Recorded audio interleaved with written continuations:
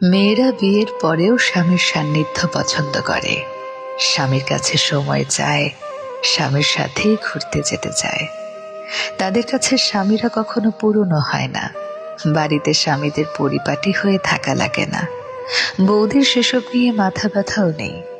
তারা শুধু চায় হাত থেকে ফোনটা সরিয়ে স্বামী যেন তাকে সময় দেয়, তার কথা শোনে কিংবা তাকে কিছু বলে।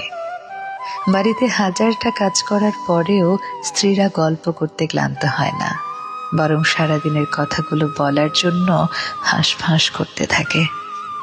তাদের শুয়ে পড়লেই ঘুম চলে আসে না, বরং ঘুমন্ত স্বামীর দিকে চাতক পাখির মতো তাকিয়ে থাকে।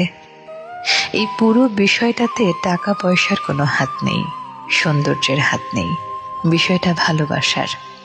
স্বামী সুন্দর কিংবা অসুন্দর, টাকাওয়ালা কিংবা গরিব, পুরনো কিংবা নতুন, এইসব সত্যিই কোনো ম্যাটার করে না।